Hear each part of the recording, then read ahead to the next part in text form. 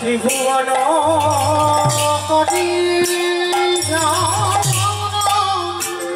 চলো চলো চলো আহা চরণ দানো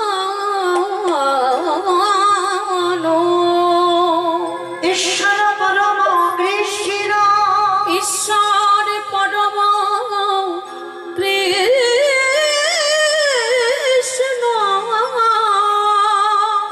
সচ্চিদানন্দ বিগ্রহ সচ্চিদানন্দ বিগ্রহ অনাদির আদি গোবিন্দ যিনি সর্বকারণে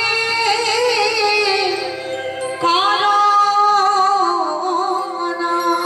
যিনি সর্বকারণে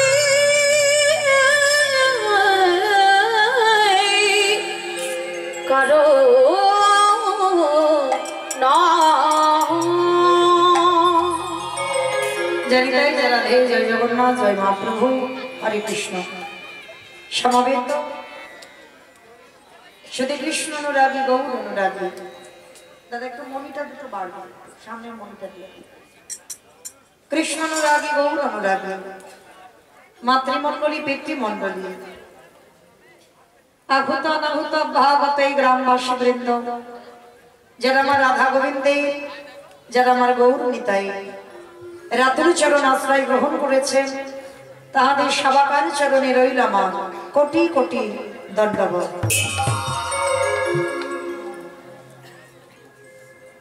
তারপরে জানাই এখানে যত সাধু ব্রাহ্মণ বৈষ্ণব আছে তাহাদের পাদ পদ্মে রইল আমার ভক্তিপূর্ণ দণ্ডবত প্রণাম।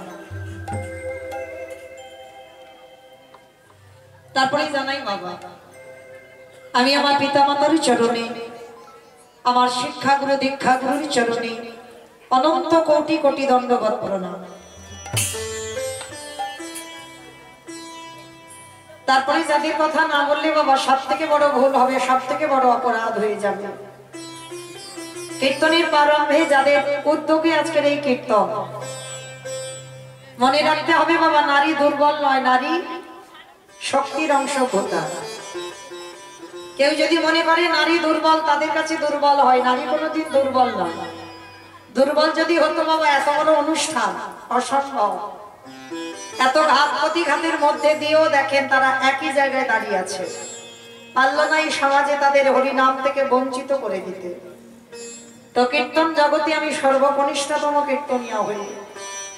আমি মৌমিতা ঘোষ, আমার সম্প্রদায়ের তরফ থেকে সর্বাগ্রে যে দিদি ভাই, যে বোন, যে মায়েরা যাদের ঐক্লান্তিক প্রচেষ্টায় যেসব দাদা ভাইরা ও ভাইরা যুক্ত আছে, কীর্তনের প্রারম্ভে সর্বাগ্রে তাদের চরণে জানালাম কোটি কোটি দণ্ডবত প্রণাম। প্রণাম জানালাম কেন আগে জানতে হবে মা। এই কীর্তনে দাঁড়িয়ে এটা আমার ব্যক্তিগত মতামত, এটা কারোর মত নয়, এটা আমি আমার বিবেকের দ্বারা বলছি। যে আমার মনে হয় কীর্তনের প্রারম্ভে বাবা যাদের উদ্যোগে কীর্তন হয় তাদেরকে আগে প্রণাম দিতে হবে। কেন? তারা বুঝেছে, তারা জেনেছে বাবা এটা কলিযুগ। আর এই কলিযুগে যাগযজ্ঞ নয়, ব্রত পূজা নয়, ধ্যান তপস্যা নয়। কেউ যদি যাগযজ্ঞ না করে, পূজা অর্চনা না করে, বার ব্রত যদি না করে, মহাপ্রভু বললেন অসুবিধা নাই, কিন্তু কলির মানুষের একটা পদ বেছে নিতে হবে। সেটা কি? হরির নাম হরির নাম হরির নামাইব কেবলম কলম নাস্তেবা নাস্তেবা নাস্তেবা গতিরান্ন গতিরান্ন কলির মানুষের হরিনাম ছাড়া কোনো গতি নাই, কোনো গতি নাই, কোনো গতি নাই। মনে রাখতে হবে মা, প্রত্যেকের একটু কানটা খোলা রেখে শুনতে হবে। হরিনাম হলো আমাদের একমাত্র ভব পারাপারের সম্ভব। কেউ যদি বাবা কালী পূজা, দুর্গা পূজা, লক্ষ্মী পূজা, সরস্বতী পূজা নাও করে, ভগবান বলছে অসুবিধা নয়, কিন্তু হরিনাম তোমাকে বছরান্তর করতে হবে। কেন? এই হরিনাম তো আমাদের শেষের সম্বল্প। যদি বলেন আপনারা প্রশ্ন করবেন মৌমিতা ও সৎকীর্তনিয়ারা এসে বলো, যারা ভাগবত পাঠ করে তারাও বলে বলে হরিনাম শোনো, হরিনাম গাও, একাদশী করো, ভগবানের চরণে তুলসী দাও, তুলসী গাছে জল দাও। এগুলো হবে তোমার পরপারের সম্বল। কিন্তু মা এগুলো কীর্তনিয়ারা বলে যাবে আর আপনারা সবাই কানে শুনে চলে যাবেন, হবে না। যে জায়গাটা বসেছেন বাবা ওই জায়গাটা বড় ধন্যাতি ধন্য জায়গা, একটু অনুভব করতে হবে। এই যে আমরা কীর্তনিয়ারা বলে যাচ্ছি বাবা হরিনাম ছাড়া মানুষের কোনো রাস্তা নাই, কোনো গতিও নাই। ভালো করে একটু বিচার করে দেখেন তোমার সত্যি কি গতি আছে? যে যত বড় ধনী হোক না কেন, যার যত টাকা থাকুক না কেন, যার যত পয়সা থাকুক না কেন, কেউ যদি সারা জীবনটা বাবা দিল্লি বম্বে কাটিয়ে দেয়, তবু মনে রাখতে হবে শেষের দিনে তোমার এরা কেউ আপন নয়। এইটা যে যত তাড়াতাড়ি জানতে পারবে বাবা তত তাড়াতাড়ি তার মঙ্গল হবে। কেউ তোমার নয়।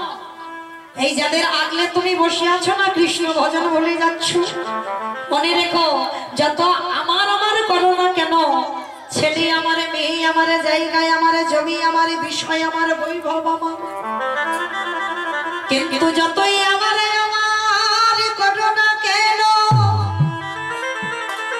একেবারে যদি পাশে বেজে যায় পড়ে থাকবে তোমার সরকারি খাবার। এসেছো একা, তুমি যাবে একা, তাহলে সাথে যাবে কি তোমার কর্মফল? কতদিন তুমি মহৎ কাজে যুক্ত আছো, কতদিন তুমি ধর্ম কাজে লেগেছো, কতদিন হরিবাসরে বসেছো, কতদিন সাধু সঙ্গ করেছো, কতদিন তুমি ভক্তচরণ আশ্রয় করেছো, কতদিন ধরে তুমি একাদশীর উপবাস করছো। এই ভালো ভালো কর্ম তোমার সাথে যাবে বাবা। তবে আমি মৌমিতা একটা গ্যারান্টি দিতে পারি, যত আমার আমার করে তুমি বিষয়ে বসনায় জর্জরিত হও না কেন, যত তুমি বিষয়ে জায়গা জমি আগলে ধরে থাকো না কেন, শেষের দিনে কিন্তু সেসব তোমার সাথে যাবে না। যাবে কে জানি না মা। আপনাদের এটা হাওড়া জেলা তো? হাওড়া জেলা। আচ্ছা জানি না আপনাদের এই গ্রামটাই নিয়ম আছে কিনা, তবে আমার ডায়মন্ড হারবার এলাকায় নিয়ম আছে, মানুষ মরে গেলে সাথে কিছু ভাবটা দিও না, যেমন ছিল তেমন রাখো। তাহলে মানুষ মরে গেলে মা সাথে কিছু দাও বা না দাও, একটা জিনিস তোমাকে ভাড়া করতে হবে মানুষের মৃত্যুর পর, সে বড় লোক হোক আর গরিব হোক, একটা হলো খোল আর একটা হলো গলদা। কি মায়েরা আপনাদের গ্রামে আছে তো? আছে? আচ্ছা মা এবার এই জায়গাটা একটু ভালো করে বিচার করে দেখেন। যখন ঠাকুর তুলছে, কালী ঠাকুর বলো, দুর্গা ঠাকুর বলো, লক্ষ্মী, সরস্বতী, যে কোনো ঠাকুর পূজা হচ্ছে, যখন ঠাকুর বিসর্জন হয় তখন তোমার বড় বড় ডিজে ডিজে বক্স বাজে, বাজে না? কি বাবা আপনাদের এই গ্রামে বাজে ডিজে বক্স? বাজে, এখানেও বাজে। আমি ভাবলাম আমার এলাকায় বুঝে বাজে, তার মানে এখানেও হয়।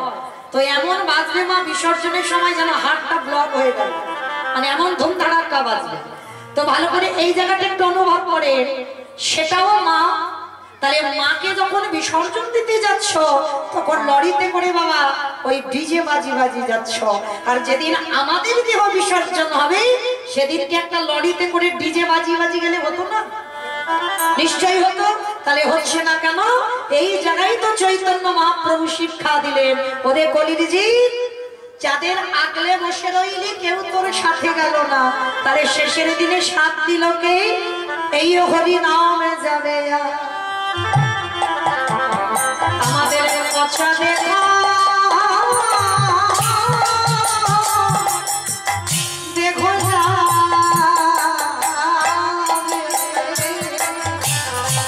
যেদিন তুমি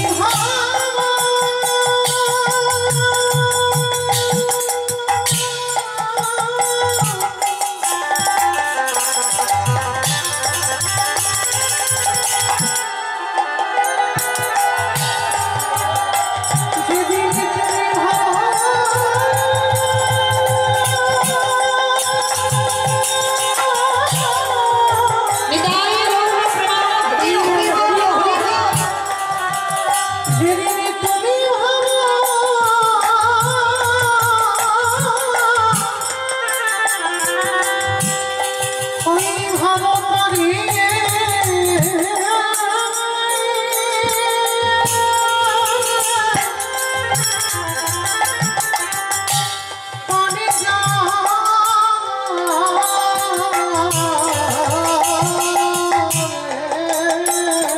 হরি বল হরি বল। সেই দিন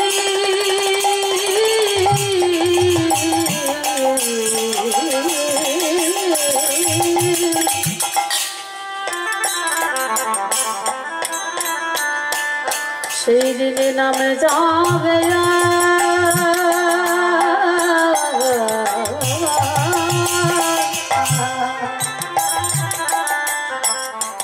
আরে পচা দেহ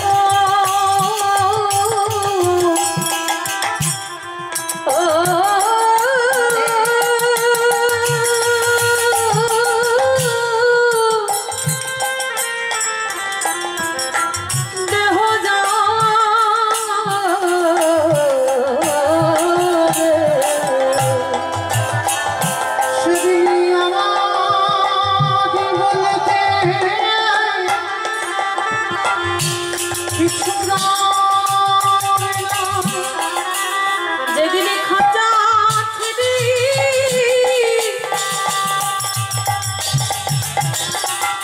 প্রাণ পাখি চলে যাবে আমরা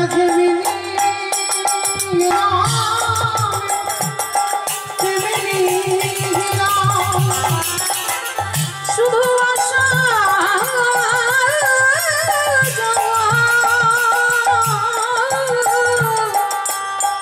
আমাদের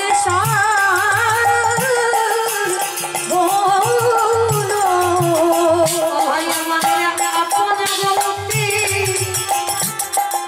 কেহ রইল না, শুধু আপন করে মরলাম হরি নামে যাবে এই পচা দেহ যাবে। সবার চরণ ধরে আমার একটা নিবেদন মা। ভগবান বললেন আমার থেকে আমার ভক্তরই আগে বেশি ভালোবাসো, আমার থেকে আমার